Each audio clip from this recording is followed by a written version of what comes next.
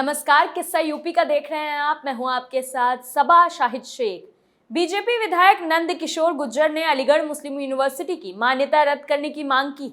इसे लेकर नंद किशोर गुर्जर ने राष्ट्रपति के नाम एक पत्र भी लिखा है। इस पत्र में नंद किशोर गुर्जर ने एएमयू को राष्ट्र विरोधी गतिविधियों और आतंक का अड्डा बताया। साथ ही एएमयू का हमास के समर्थन में नारेबाजी से लेकर देश विरोधी नारों तक का जिक्र किया है और जल्द से जल्द एएमयू की मान्यता रद्द करने की मांग की। इसी पर चर्चा के लिए हमारे साथ मौजूद हैं कैपिटल टीवी के एग्जीक्यूटिव एडिटर राजीव जी। राजीव जी, बहुत बहुत स्वागत है आपका। धन्यवाद। तो क्या अब एएमयू की मान्यता रद्द की जाएगी? देखिए, रद्द तो नहीं की जा सकती है, इतना तो नहीं है कि तत्काल कोई इतनी बड़ा एक्शन लिया जा सकता है, लेकिन जिस तरीके से एएमयू में राष्ट्र विरोधी गतिविधियां बढ़ रहा है, शक के दायरे में है और इसके लिए कम से कम राष्ट्रपति को भी हस्तक्षेप करना चाहिए। राष्ट्रपति को चिट्ठी लिखी गई है जिसमें उन्होंने कहा है कि देखिए, हाल फिलहाल में जितनी गतिविधियां वैसे हुई है उसमें योगी सरकार तो अपना एक्शन ले रही है। जिस तरीके से इस बीच हमास के समर्थन में रैली की गई, जबकि ये प्रधानमंत्री हमारे जो हैं वो बोल रहे हैं कि हमास जो आतंकी संगठन है उसके हमले का विरोध किया जाना चाहिए। भारत सरकार इजराइल के उन पीड़ितों के साथ है जिसके खिलाफ इन लोगों ने कार्रवाई की, अटैक किया। लेकिन उस बीच आप अगर सिर्फ धर्म के नाम पर किसी का समर्थन कर रहे हो, तो आज आप हमास का समर्थन कर रहे हो, कल अलकायदा का समर्थन करोगे, परसों वो जो जितने भी टेररिस्ट ऑर्गेनाइजेशन हैं उन सब का समर्थन करोगे। तो इसका मतलब है कि आपको देश का नहीं बल्कि सिर्फ और सिर्फ धार्मिक उन्माद से मतलब है। तो इसलिए जो यूनिवर्सिटी इस तरह के एक्टिविटीज में पार्टिसिपेट कर रही है, जहां के छात्रों के दिमाग से खेला जा रहा है, उस जगह पर एक बार तो कार्रवाई होनी चाहिए। और पिछले दिनों एक घटना नहीं है, ये हमास वाली घटना में सरकार ने क्या किया, एफआईआर दर्ज करवाया। 4 छात्रों के खिलाफ एफआईआर दर्ज किया गया और उसके बाद उनके खिलाफ कार्रवाई भी की गई। अब थोड़ा सा सन्नाटा पसरा हुआ है। अब किसी की हिम्मत इस बात के लिए नहीं हो रही है कि फिर से हमास के समर्थन में नारेबाजी करें, रैली निकालें। ये जो कंट्रोवर्शियल मुद्दा है और कंट्रोवर्शियल मुद्दों में कम से कम तो देश का स्टैंड जो हो, जो राष्ट्रीय स्टैंड हो, जो सरकार बोल रही है उसके हिसाब से चलना होता है। अगर उसके दूसरे इंटरेस्ट आप दिखाना, प्रदर्शित करना चाहेंगे तो फिर परेशानियां आपको झेलनी पड़ेगी। इससे पहले जो हमास की बात छोड़ दीजिए, अभी एटीएस ने कार्रवाई की, जिसमें एटीएस ने जो कार्रवाई की थी उसमें 3 आतंकी पकड़े गए थे।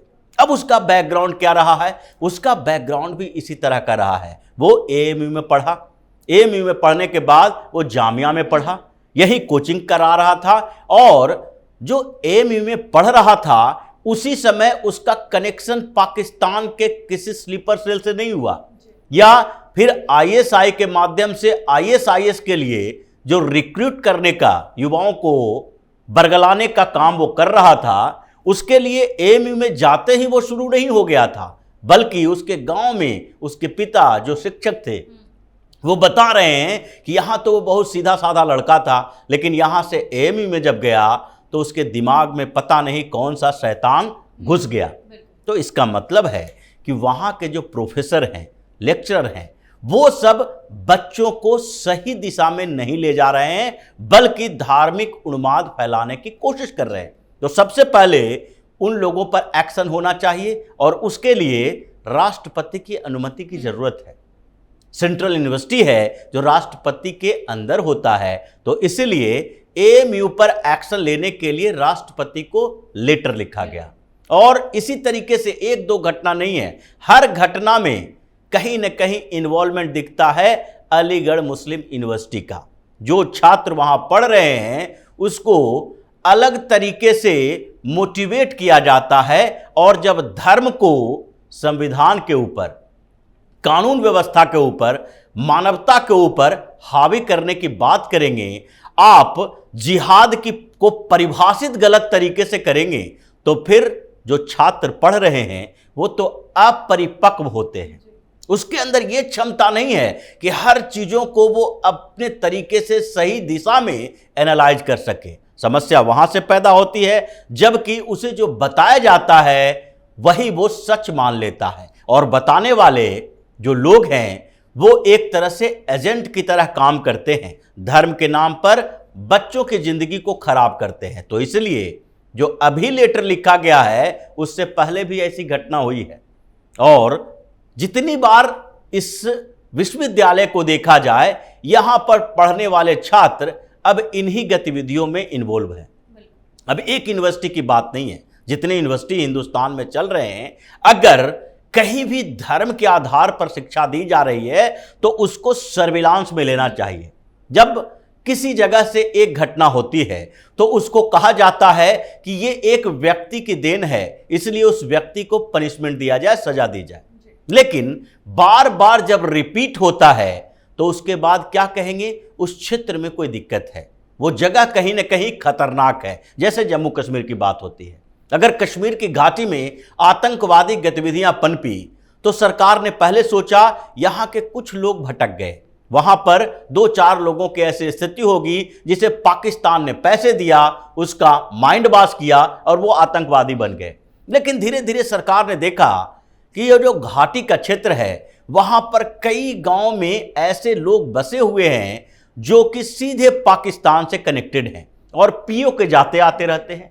तो उसके बाद वहां पर सेना को भेजा गया, घेराबंदी की गई और धीरे धीरे वहां पर देखा जाने लगा कि कौन कौन सो लोग जो हैं वो संदिग्ध गतिविधियों में शामिल होते हैं।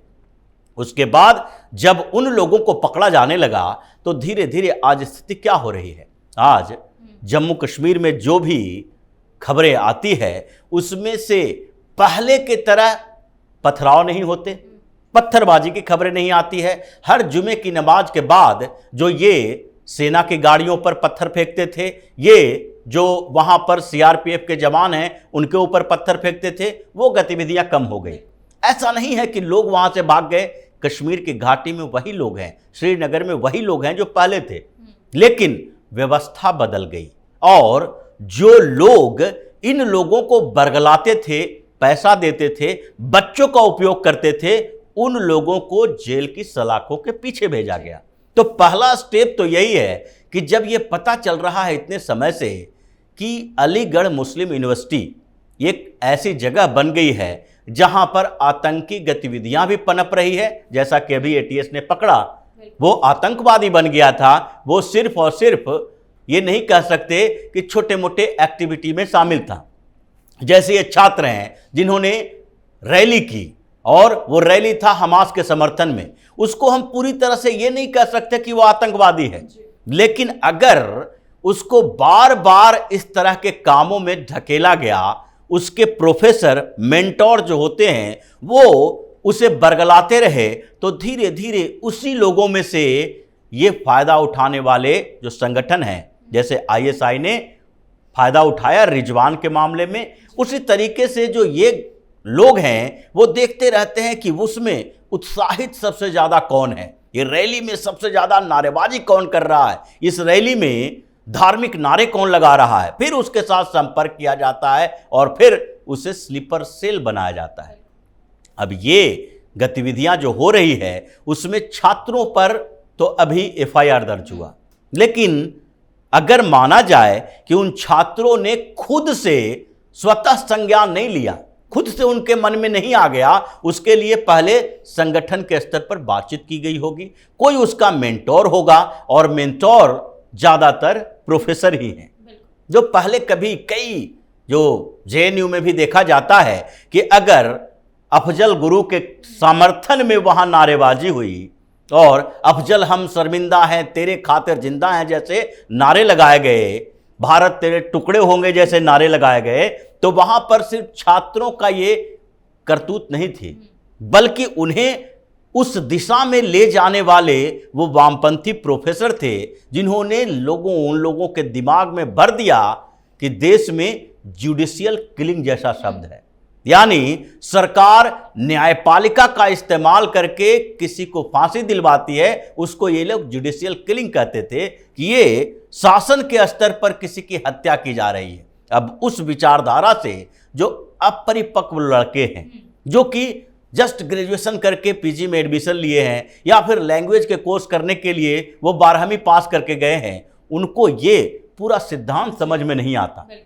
और जो सॉफ्ट टारगेट जो किया जाता है, उन लोगों को पकड़ के उनको आगे बढ़ाया जाता है और वही लोग उस भीड़ का हिस्सा बनते हैं जिसमें भारत विरोधी नारे लगाए जाते हैं।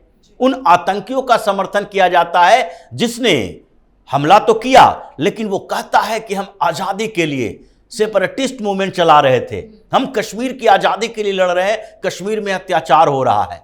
तो वो जो दोहरा मानदंड है और ये जो परिपक्व प्रोफेसर होते हैं, वो उसके दिमागों के साथ खेलते हैं और वही दिमागों के साथ खेलने का काम अलीगढ़ यूनिवर्सिटी में हो रहा है। अगर वहाँ पर तुम जिन्ना की तस्वीर लगाओगे, जिस जिन्ना ने भारत का विभाजन करवाया, लाखों लोगों की हत्या के लिए जिम्मेदार है, उस जिन्ना की तस्वीर लगाओगे तो लोगों के दिमाग में, छात्रों के दिमाग में क्या जाएगा? क्यों वहाँ अपने घरों के आसपास, घरों में, कमरों में उन लोगों की तस्वीरें लगाते हैं जिसे आदर्श माना जाता है?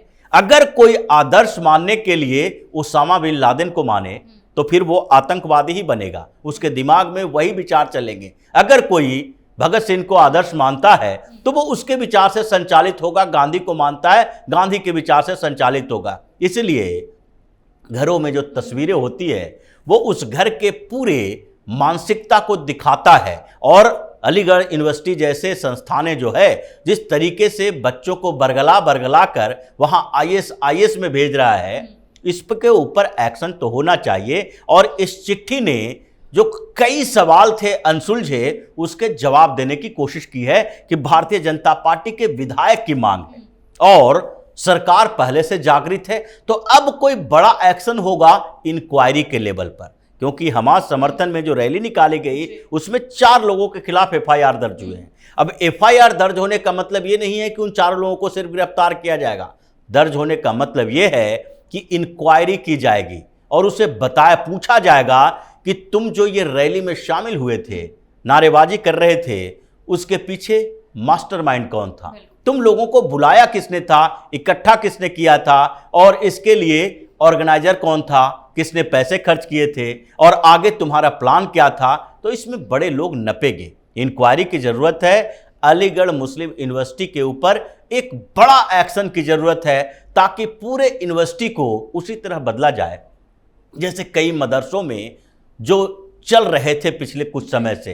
कन्वर्जन रैकेट चल रहे थे, विदेशी फंड से बच्चों को बरगलाया जा रहा था, वो सारे धीरे धीरे बंद हो रहे हैं। 400-500 से ज़्यादा मदरसों ने खुद से ताला लगा दिया कि सरकार की इंक्वायरी के डर से। उसी तरीके से यहाँ भी कुछ करना पड़ेगा और करने की ज़रूरत जो है उसे सरकार समझ रही है और इसके लिए सवाल भी उठना शुरू हो गया है। तो जब सवाल उठता है तो जवाब तो आज न कल मिलेगा ही। बिल्कुल, बहुत बहुत शुक्रिया आपका तमाम जानकारी। धन्यवाद। तो ये कोई पहली बार नहीं है जब एएमयू से इस तरह की देश विरोधी गतिविधियां सामने आई हो। इससे पहले भी कई ऐसी घटनाएं सामने आई है जिसकी वजह से यूनिवर्सिटी शक के दायरे में बना हुआ है। हमास के समर्थन में नारेबाजी से लेकर कट्टा कल्चर, गणतंत्र दिवस के मौके पर देश विरोधी के नारे। हालांकि ये सब सुनने के बाद आप भी इस बात से सहमत होंगे कि एएमयू की मान्यता रद्द कर दी जाए। फिलहाल के लिए किस्सा यूपी का में इतना ही। देखते रहिए कैपिटल टीवी उत्तर प्रदेश। नमस्कार।